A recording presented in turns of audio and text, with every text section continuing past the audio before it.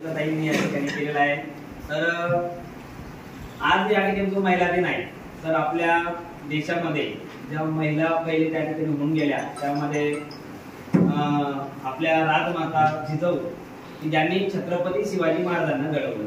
तर आपण आज जो पराक्रम बघतोय छत्रपती शिवाजी महाराजांचा, तो कोणामुळे घडला असेल तर जिजाऊ मातेंनी त्यांना गर्भसंस्कारापासून तर ज्या ठिकाणी लहान वयामध्ये जे काही संस्कार केले स्वराज्याविषयी, त्यांना लहानपणी रामायण असेल, महाभारत असेल किंवा त्या ठिकाणी त्यांच्यावर जे संस्कार आहे की ते सगळे संस्कार हे जिजाऊ मातेने केले। आणि म्हणून आज छत्रपती शिवाजी महाराज घडले आणि आज एवढं मोठे त्या ठिकाणी खऱ्या अर्थानं स्वराज्याची निर्मिती आपण त्या ठिकाणी बघत आहे। त्यांनी एकदम कमी वयामध्ये 350 किल्ल्यावर त्या ठिकाणी विजय मिळवला।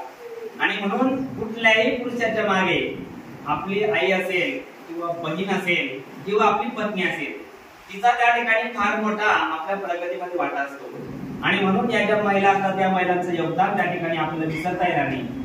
छत्रपती त्याच्यानंतर या ठिकाणी सावित्रीबाई फुलेंचं जर आपण बघितलं की त्यांनी स्त्री शिक्षणाचा अधिकार दिला आपल्या सर्वांना। आज आपण जे शिक्षण करतोय महिला, ताईंनी सांगितलं की पहिले महिलांना फक्त मूल आणि चूल एवढ्याच गोष्टी त्या ठिकाणी होत्या आणि महिलांना खूप त्या ठिकाणी पूर्वीच्या काळी बंधनामध्ये अटकल्या जायचं। परंतु हा जो अधिकार दिला सावित्रीबाई फुलेंनी, तो सर्वांना स्त्री शिक्षणाचा अधिकार दिला। त्यांनी खूप कष्ट त्यावेळेस खूप यातना भोगल्या, त्यांना या गोष्टी करण्यासाठी खूप त्रास भोगावा लागला।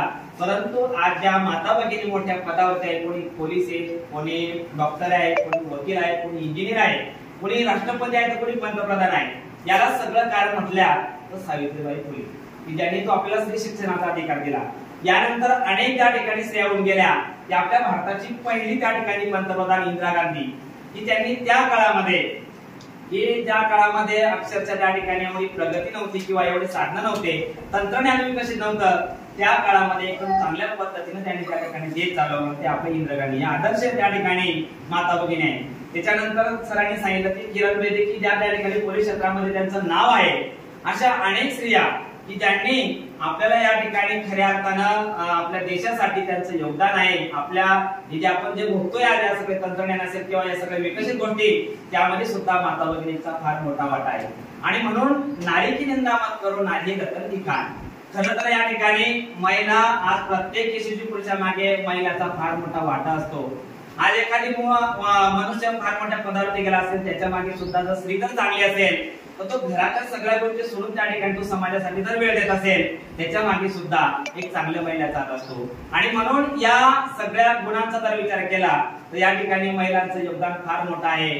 जसं त्या विठुरायाला रुक्मिणी शिवाय संसार पुरा त्या ठिकाणी करता येत नाही, तसं प्रत्येक पुरुषाला स्त्री शिवाय त्याचा संसार हा परिपूर्ण होऊ शकत नाही। आणि म्हणून त्याला जगत जननी त्या ठिकाणी स्त्रीला म्हटलेलं आहे। आणि या एका स्त्रीला नारायणी म्हटलेलं आहे की त्या ठिकाणी ती संपूर्ण कुटुंबाचा सांभाळ करून, आपल्या मुलाबाळाचा सांभाळ करून सुद्धा या ठिकाणी आपल्या प्रत्येक कार्यामध्ये, आपल्या कर्तव्यामध्ये त्या ठिकाणी ती हजर असते। सामाजिक क्षेत्र असेल, राजकीय क्षेत्र असेल, या सगळ्या क्षेत्रामध्ये आता माता भगिनींचं वर्चस्व झालेलं आहे।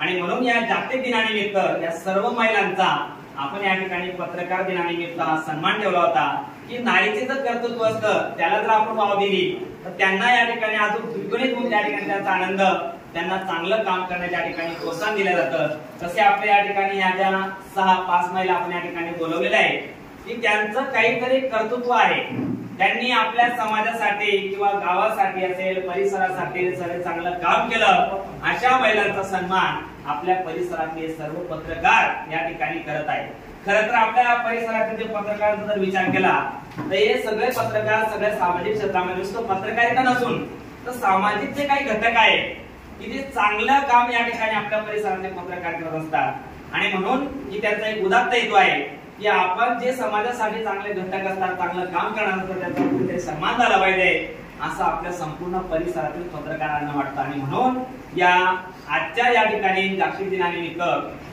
जो सन्मान झालाय, खरोखर मी या सर्व पत्रकारांचं मनापासून त्या ठिकाणी धन्यवाद देतो।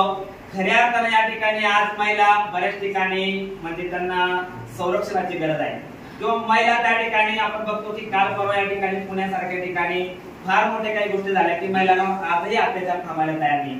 परंतु आम्ही स्वामी समर्थ सेवा मार्गामध्ये ताई या ठिकाणी मुलींना जे काही संस्कार या निमित्तानं देत आहोत की आता स्वामी समर्थ केंद्रामध्ये महिलांना या ठिकाणी काठी चालवणे, शस्त्र चालवणे किंवा त्या ठिकाणी महिलांना त्या ठिकाणी कराटे चॅम्पियन, या सगळ्या गोष्टी शिकवण्याचं कारण असं आहे की आता महिलांना सक्षमीकरणाची गरज आहे. कारण महिलांना आता मागे राहून चालणार नाही. सगळ्या क्षेत्रात जर तुम्ही अग्रेसर आहे, जर आपल्यावर एखादी त्या ठिकाणी काही अत्याचार होत असेल किंवा आपल्यावर काहीतरी एखादी संकट येत असेल तर त्याचा सामना करण्यासाठी गुरुमाऊली म्हणतात की महिलांनी सक्षम झालं पाहिजे.